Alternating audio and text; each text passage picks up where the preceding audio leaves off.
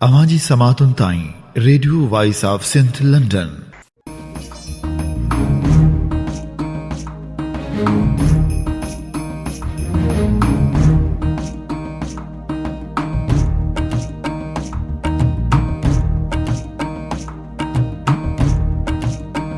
अवल अल्लाहु अलीम आला आलम जो धणी। अवल अल्लाहु अलीम आला आलम जो धणी, क़ादिर पंहिंजे कुदरत सी क़ाइम आहे क़दीम।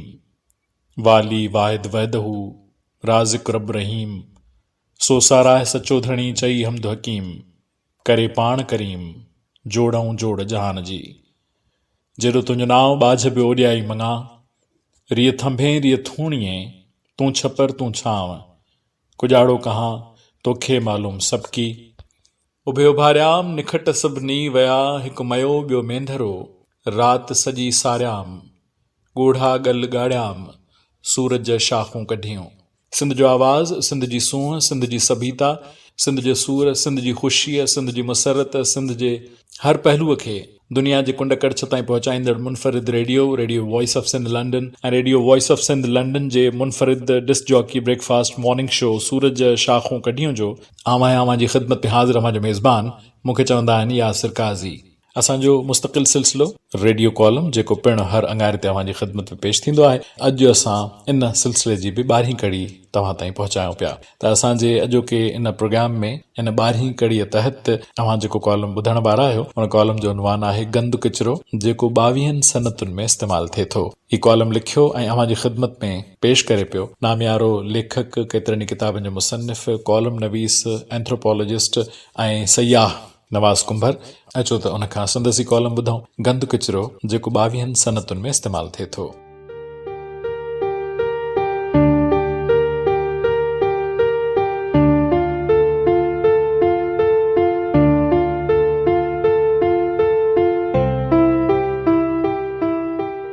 गंद किचिरो जेको 22 सनतनि में इस्तेमालु थिए थो।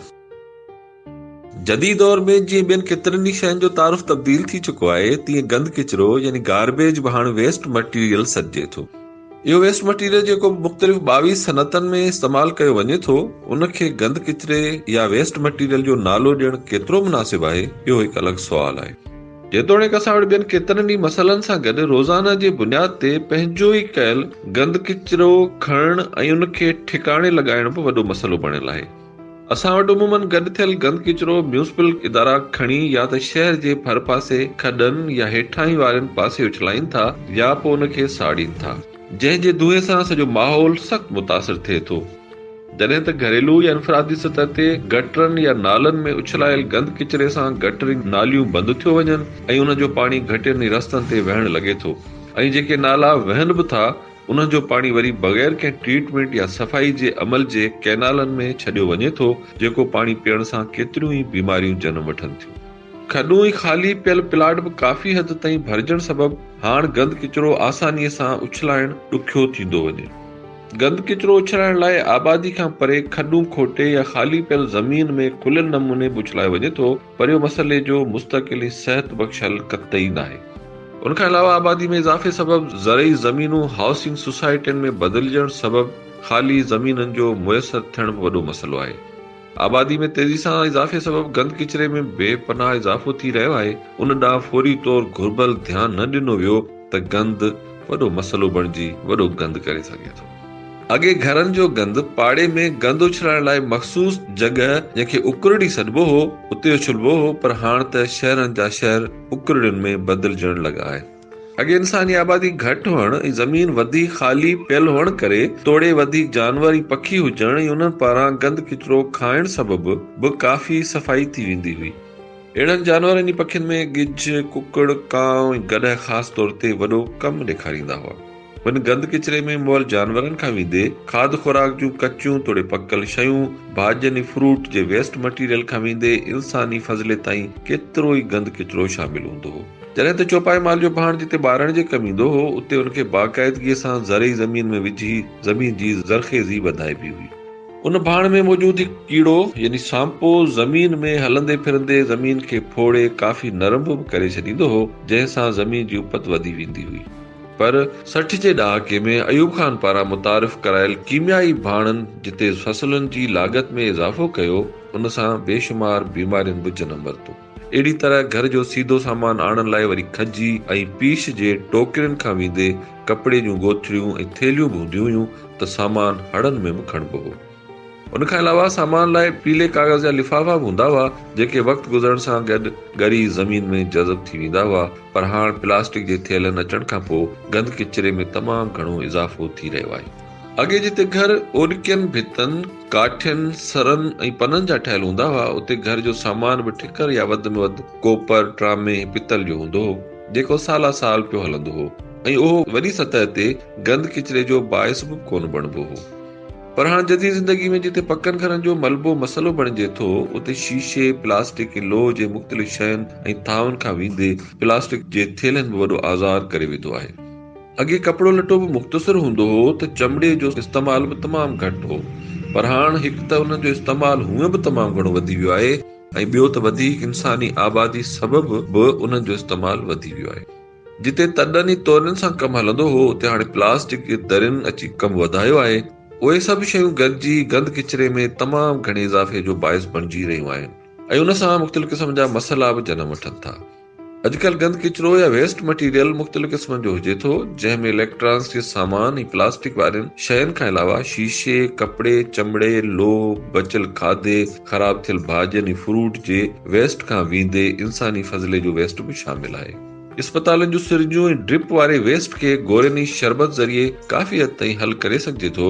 शादी हालनि जो वेस्ट बि कुता पालण खां वेंदे गंद किचिरे में इज़ाफ़े जो बाहिस बणिजे थो। उनखे जे इज़त भरे तरीक़े सां ऐं थोरी महिनत करे ग़रीबनि ताईं पहुचायो वञे त उन सां गंद ख़तम थियण सां गॾु कंहिंजे पेट जी बि पूरत थी सघे थी।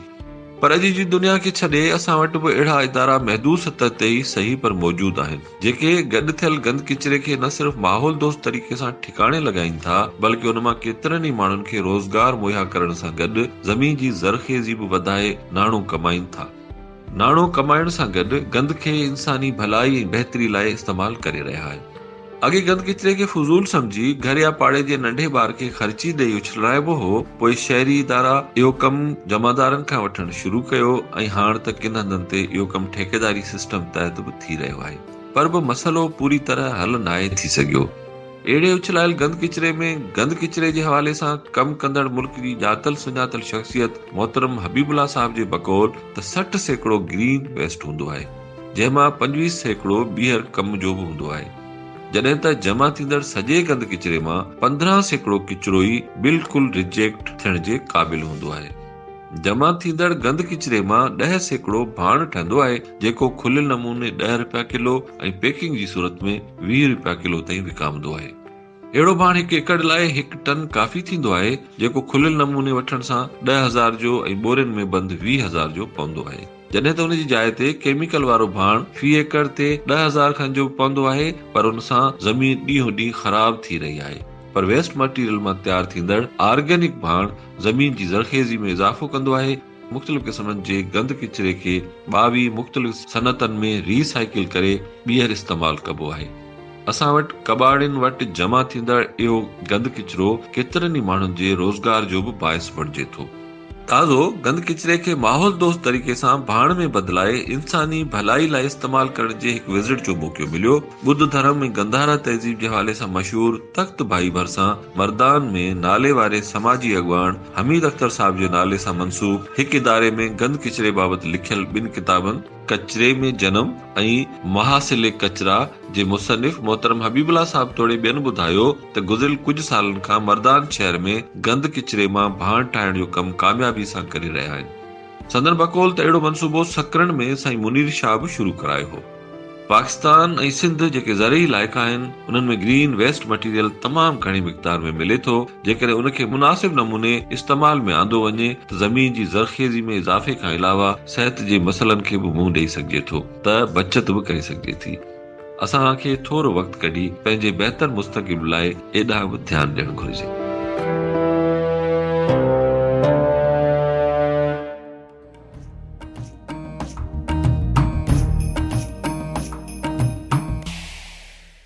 गंद किचिरो जेको 22 सनतुनि में इस्तेमालु थिए थो। ॿुधी रहिया हुआसूं नवाज़ कुंभर जो रेडियो कॉलम नवाज़ कुंभर खां ई प्रोग्राम सूरज शाखूं कढियो में।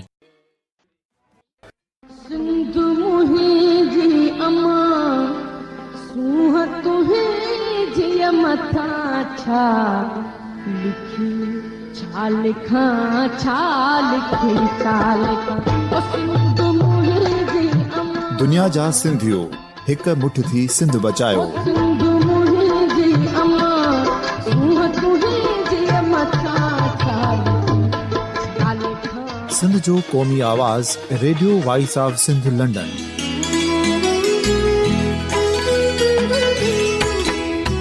Radio voice of Sindh London पंहिंजी नशरियात में सिंध जी सियासत, समाज, इक़्तिसादियात, तारीख़, क़ौमी उमंगुनि ऐं अख़लाक़ियात मुतलिक़ सिंध जी हक़ीक़ी तर्जुमानी कंदे प्रोग्रामनि खे असराइतो बणाइण लाइ सिंध जे घण घुरनि ऐं धरतीअ सां प्यार कंदड़ अदीबनि, दानिशवरनि, सहाफ़ियुनि, उस्तादनि, वकीलनि ऐं हर तबिके जे मानवारनि सजणनि खे सिंध में शऊरी इनक़लाब लाइ सहकार जो सॾु ॾियूं था। अचो त गॾिजी सूफ़ियुनि ऐं संतनि वारी सिंध जो ओज हिक मुठ थी वरी वापसि आणण वारे सफ़र जा साथारी बणिजऊं।